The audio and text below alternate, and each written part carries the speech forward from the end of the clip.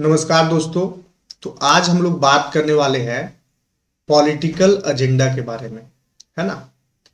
झारखंड में और महाराष्ट्र में चुनाव है और सभी पार्टियां जो है, चाहे वो लोकल पार्टीज हो चाहे वो नेशनल पार्टी हो, सभी जो है वो चुनाव प्रचार में जुटी हुई है। हम अपना जो भी विचार रख रहे हैं वो खुद का विचार है, मेरा खुद का पॉइंट ऑफ व्यू है। आप लोगों को जैसा लगे आप कमेंट करके बता सकते हैं, लेकिन एक देश के नागरिक होने के नाते हम लोगों का भी ये रिस्पॉन्सिबिलिटी बनता है कि कंट्री के अंदर क्या चल रहा है नहीं चल रहा है उसके बारे में थोड़ा सोचें और विचारें, है ना।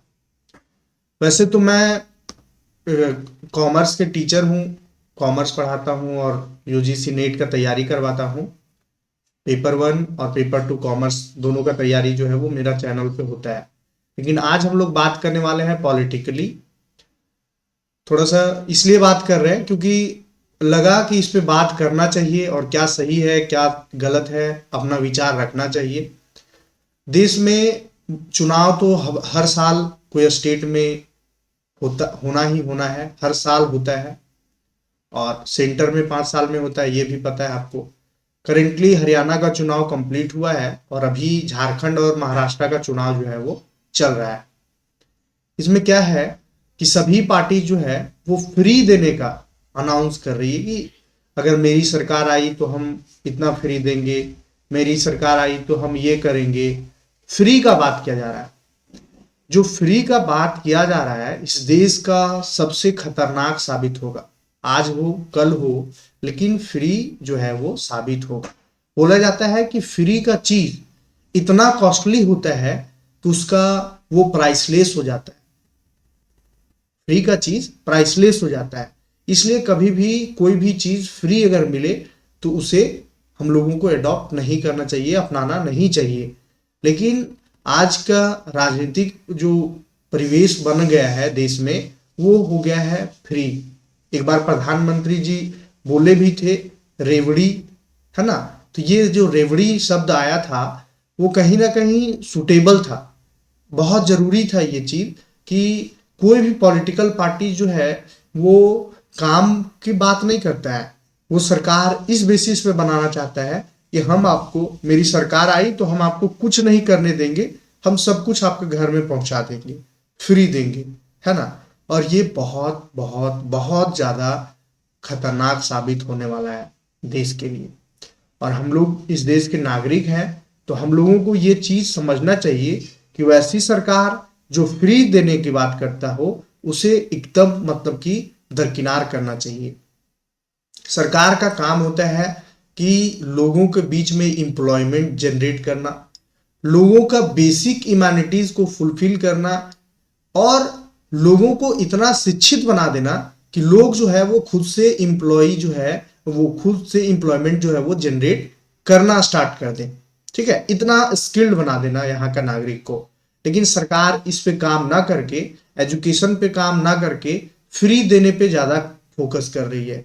कोई अगर 1,000 दे रहा है तो कोई 2,000 देना चाह रहा है, कोई 5,000 देना चाह रहा है, कोई 7,000 देना चाह रहा है। जैसे एक बात बताइए कि अगर कोई एम्प्लॉय, कोई यूथ अगर बेरोजगार है, आप उसे 6,000 देने का ऐलान किए कि हम जितने भी ग्रेजुएट हैं उनको 6,000 रुपया देंगे मेरी सरकार आई, तो 6,000 में क्या उस यूथ का आप यूज कर लोगे? आप 6,000 में उसका भरण पोषण हो जाएगा? आप उसे तो मतलब कि बूढ़ा बना दिए। भारत में 60% जो पॉपुलेशन है वो यंग है, यंग पॉपुलेशन है 60-70%।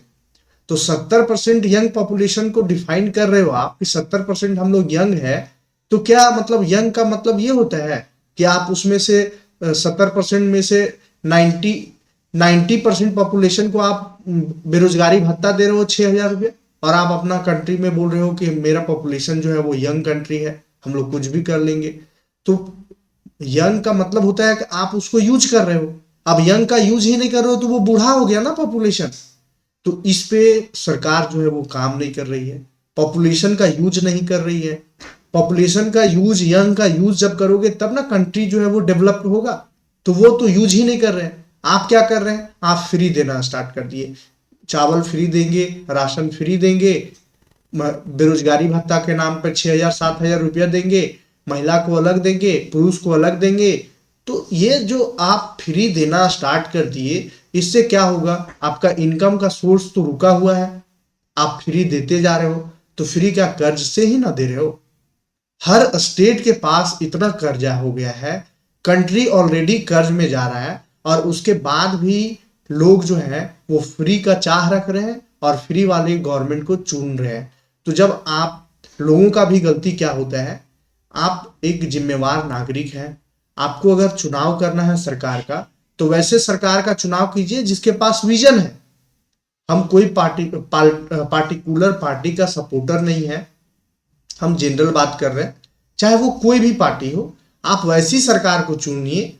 और हम ये भी नहीं बोल रहे हैं कि आप इसी को चुनिए, हमें कोई पार्टी का हम नाम भी नहीं ले रहे हैं, लेकिन आप इतना आपसे रिक्वेस्ट करते हैं कि आप जो भी सरकार चुनाव कीजिए, जिस भी सरकार का चुनाव कीजिए, आप उसका विजन क्या है, वो कितना दूरदृष्टि सोच रखता है वो सरकार, इस बात को ध्यान में रख करके चुनाव कीजिए।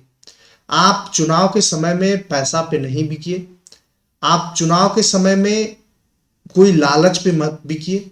आप एक ही चीज का डिमांड रखिए कि आप जब मेरे बच्चों को रोजगार दोगे तभी हम आपको वोट करेंगे। अगर आप में रोजगार देने का शक्ति नहीं है तो आप वोट ना मांगे, वो अच्छा है ना।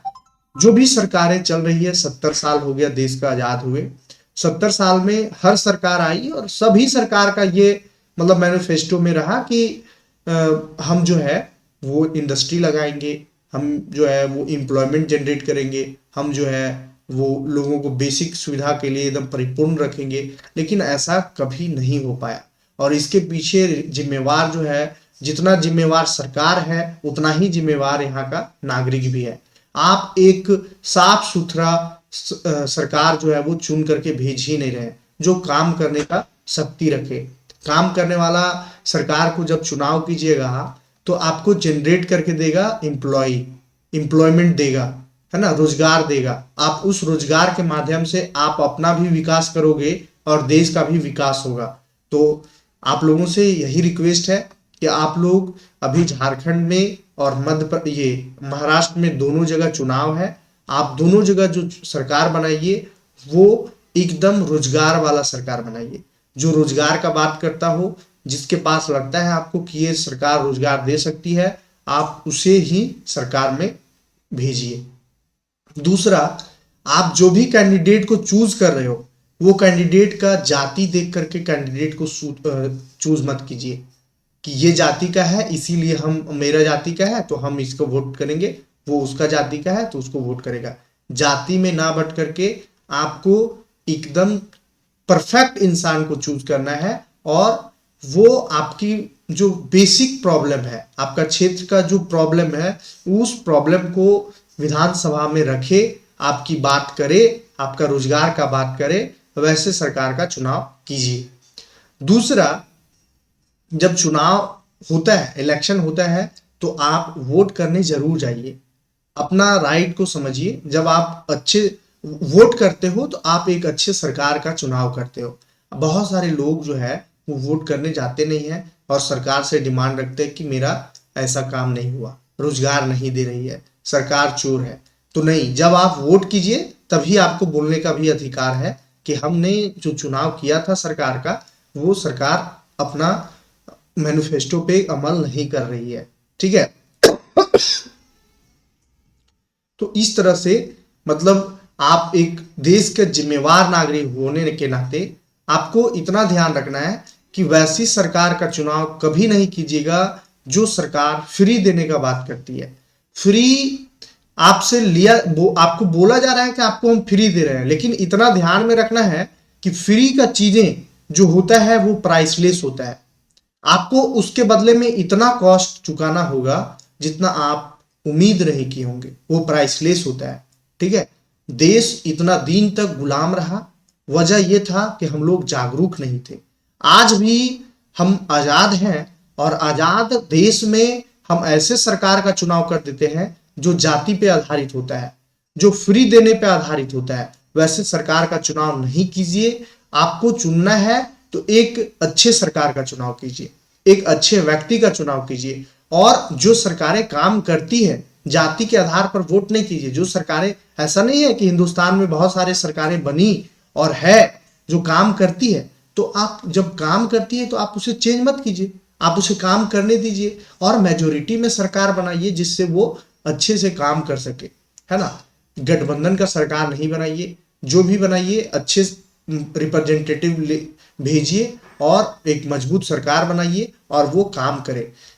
झारखंड 2000 में अलग हुआ, 2000 से लेकर के आज 2024 चल रहा है, 2024 तक में किसी भी तरह का डेवलपमेंट नहीं हुआ। यहाँ का लोग, झारखंड जितना गरीब है, हम खुद झारखंड के निवासी हैं, और झारखंड जितना गरीब है वो मतलब अनएक्सपेक्टेड है। उम्मीद नहीं कर सकते कि यहाँ पढ़े लिखे बेरोजगार युवा इतने हैं कि उसका उम्मीद नहीं लगाया जा सकता है। कोई भी सरकारें बन रही है, काम नहीं किया जा रहा है।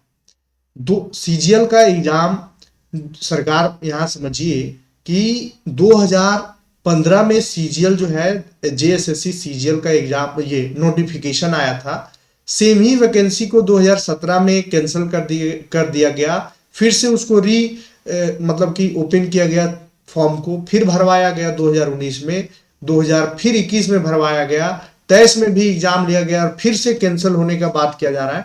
2015 से लेकर के 2024 तक जो एक फॉर्म को क्लियर नहीं कर पाई सरकार, वो क्या काम कर रही है। दूसरा बात कि ये नहीं है कि आप केवल गवर्नमेंट जॉब ही दोगे तभी आप अच्छा सरकार है, बिल्कुल भी नहीं। आप गवर्नमेंट जॉब मत दो ना, आप प्राइवेट जॉब के लिए ही एक प्लेटफॉर्म बनाओ ना। कौन सा इंडस्ट्री लगा दिए झारखंड में आप? कोई इंडस्ट्री तक नहीं लगा, किसी तरह का रोजगार, यहाँ का रोजगार का साधन नहीं है। हम लोग भी पैसा कमा रहे हैं, लेकिन तोड़ मरोड़ करके कभी यहाँ जा करके कभी वहां जा करके इस तरह से अर्निंग कर रहा है झारखंड का निवासी। सरकार को इतना समझना चाहिए कि केवल आप जो है सरकार में बैठ जाते हैं, आपका तो भरण पोषण सब चीज अच्छा चलता है, लेकिन हम लोगों का क्या, यहाँ का जनता का क्या, कितना दिक्कत है, क्या परेशानी हो रही है, ये तो सरकार समझ नहीं पा रही है कि क्या परेशानी में जनता है। आपका फ्री देने से और फ्री जो ले रहे हैं लोग, उनको फ्री लेने से कि इतना नुकसान हो रहा है लोगों को, इतना परेशानी हो रही है, वो उम्मीद से परे है। सभी से एक बार रिक्वेस्ट करेंगे हम कि जो भी स्टेट में हो, जो भी स्टेट का चुनाव होता है, सेंटर का चुनाव होता है, तो आप ऐसे सरकार का चुनाव कीजिए और सभी को, हो सके तो सभी को वीडियो बना करके अपलोड कीजिए सोशल मीडिया में और सब इन्फ्लुएंस कीजिए लोगों को कि सरकार का चुनाव ऐसे कीजिए जो सरकार रोजगार दे। गवर्नमेंट रोजगार का बात नहीं कर रहे, रोजगार दे, एम्प्लॉयमेंट दे, उसी को आप चुनाव कीजिए। ठीक है, तो आज का इतना ही है। मेरा जो दिल कह रहा था वो हम आप लोगों से शेयर किए। आप अपना कमेंट के माध्यम से बता सकते हैं कि क्या अच्छा लगा, क्या बुरा लगा। हो सकता है मेरा बुरा हो, उसके लिए अगर हम कुछ बुरा बोले हो तो उसके लिए सॉरी है, लेकिन अपना पॉइंट ऑफ व्यू था, मेरा खुद का पॉइंट ऑफ व्यू था और हमने आपको शेयर किया। धन्यवाद।